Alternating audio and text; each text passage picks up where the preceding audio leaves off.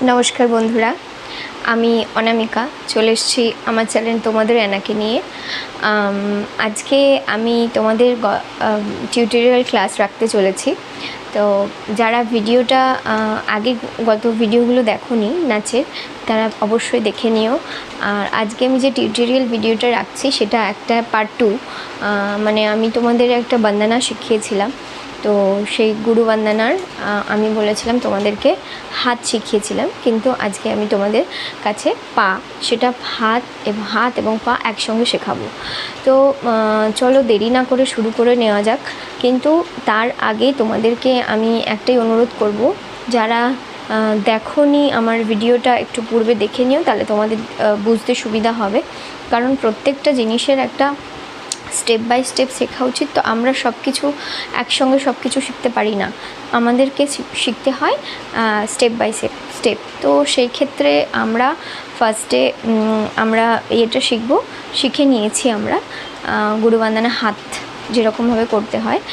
এখন আমি হাত এবং পা দুটো একসঙ্গে মিলিয়ে তোমাদের শেখাবো। তোমরা পা দেখতে পাচ্ছ, আমি হাতের সাথে আমার পাটা করছি। তো দেখো, গুরু, ওকে, আমার গুরু যখন কথাটা আমি বলবো তখন কিন্তু আমার ডান পাটা সবসময় পিছনে যাবে। এই যে দেখো, রাইট লেগ, ঠিক আছে? তো গুরু মানে আমরা প্রত্যেক গুরুকে আমরা সম্মান জানাই। তো সম্মান জানানোর ক্ষেত্রে আমাদেরকে এই জিনিসটা করতেই হচ্ছে, মানে মাথা নত করতে হয়। তো সেক্ষেত্রে আমরা মাথা নত করে গুরু সম্মান দেব। গুরু, এইখানে হাতটা রাখো, 1 2 3 4। এই যে ব্রহ্ম হা আ, দেখো আমি একবার বলে দিই, গুরু ব্রহ্মার আমরা 4টে কেন দেখাচ্ছি আঙুল? আমরা হয়তো অনেকের ধারণা ভগবান ব্রহ্মার 3টে মাথা, কিন্তু আদতেও নয়, ওনার 4টে মাথা, সামনে একটা, সাইডে একটা, পিছনে একটা, এই সাইডে একটা, 4টে মাথা। তো দেখো, গুরুর ব্রহ্ম, ডান পাটা কিন্তু পিছনেই আছে, ব্রহ্ম হলো। এইবার হা, এই যে লিখবো হা, এইবার বসবো হা, ঠিক আছে? এইবার আবার বসবো গুরু বিষ্ণু। এইবার আমার বাঁ পা পিছনে চলে গেল। আর এটা কি? চক্র, আর এটা গদা। এটা হচ্ছে বেসিক জিনিস বিষ্ণু। মানে এরপরেও বিষ্ণুটা কিন্তু অন্যরকম হয়। বিষ্ণু আমরা 4 হাত দেখতে পাই। তো আমরা 4টে হাতে কী কী পাই? শঙ্খ, চক্র, গদা, পদ্ম, ঠিক আছে? তাহলে আমি এটাই তোমাদের শেখাই, তাহলে সুবিধা হবে। চলো আমি প্রথম থেকে স্টার্ট করছি। গুরুর ব্রহ্মা, বসলাম। গুরুর এই যে শঙ্খ, চক্র, গদা, পদ্ম। আমি গানের সাথে করি, গুরুর বিষ্ণু, ঠিক আছে? গুরু মানেই ডান পা পিছনে, দেবতে এগিয়ে যাব সামনে। এবার হলো, এইবার এই হাত নিয়ে মহেশ্বর, রাতে পা তুলবো। দেখো আমার এই নটরাজ, আমি স্টেপ দেখাচ্ছি। রাতে পাটা মারবে, হাত ঘুরে মহেশ্বর, ঠিক আছে? আর সব সময় কোনোই আপ। আমি যদি কোনোই এরকম নিচে নামিয়ে দিই তো আমার দেখতে খারাপ লাগছে। এইখানে গুরুর সাক্ষাৎ পরম, পাটা দেখেছো? এখানে সাক্ষাৎ পরম ব্রহ্মাতে ডান পা পিছনে, ওকে?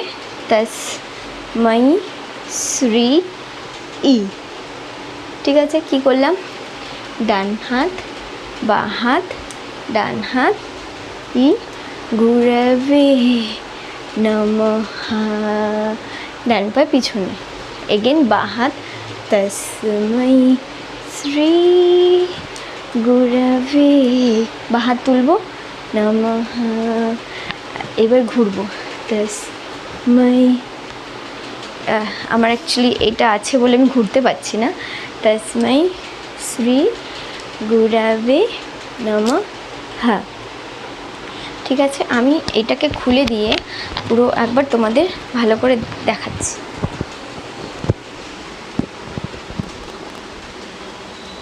চলো রেডি।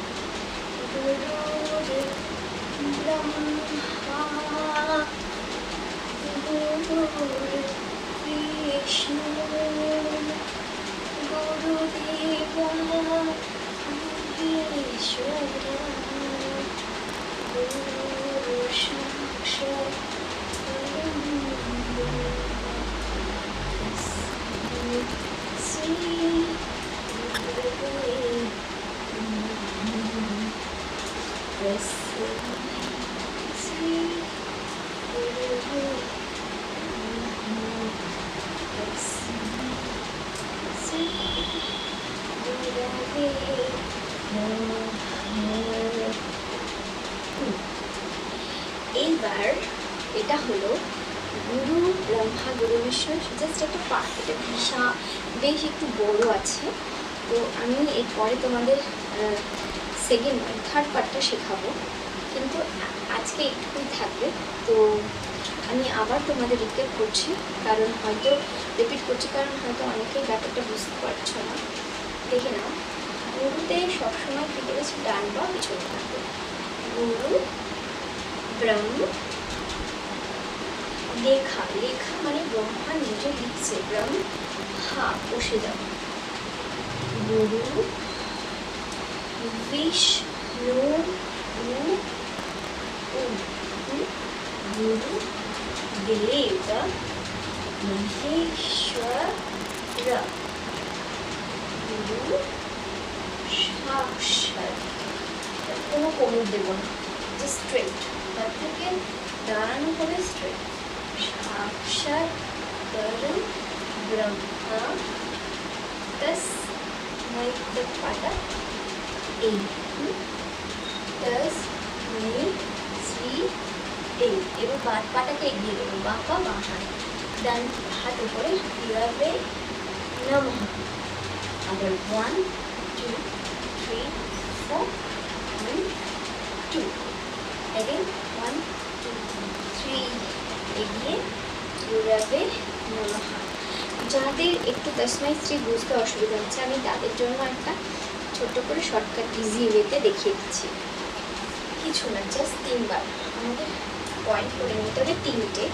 রাইট সাইড ফ্রন্ট, আর সামনে ফ্রন্ট, লেফট সাইড ফ্রন্ট। তো আমি রাইট সাইড ফ্রন্টে আগে করব, তস্मै শ্রী, ওকে, গুরবে নমঃ। এগেন লেফট সাইড ফ্রন্ট, 1 2 3, গুরবে, বা পা পিছনে, এগেন সামনে, তস্मै শ্রী গুরবে। তো এই হলো গুরু বন্দনা সেকেন্ড পার্ট। তো কেমন লাগলো অতি অবশ্যই জানাবে, আর ফিডব্যাক কিন্তু চাই। তোমাদের যত ফিডব্যাক আমি পাবো, তত আমার শেখানো নাচের প্রতি একটা ভালোবাসা তো বরাবর আছে, কিন্তু সেটাকে এগিয়ে নিয়ে যাওয়ার যে একটা মানে আমার যে একটা শক্তি যোগান তোমাদের থেকে কিন্তু আমি পাবো। তো প্লিজ লাইক করো, সাবস্ক্রাইব করো, আর যারা এখন করোনি ভাবনা চিন্তা করো না, সাবস্ক্রাইব করে দিও। তোমাদেরকে ভালো শিক্ষাই দেবো, খারাপ শিক্ষা কখনো আমাকে কেউ দেয়নি, এবং আমি কারোর কাছে দিতেও চাই না। তো প্লিজ ভালো থেকো, সবাই সুস্থ থেকো। সামনেই পুজো আসছে, মা আসতে আর 11 দিন বাকি আছে। তো বেশ সব জমজমাট করে সব পুজোর শপিং করো, আর প্লিজ ভালো থেকো সবাই। আর সঙ্গে আছি, থাকবো, আর এবং আমার ভিডিওটা তোমরা দেখলে অবশ্যই শেয়ার করো, লাইক করো, ভালো থেকো।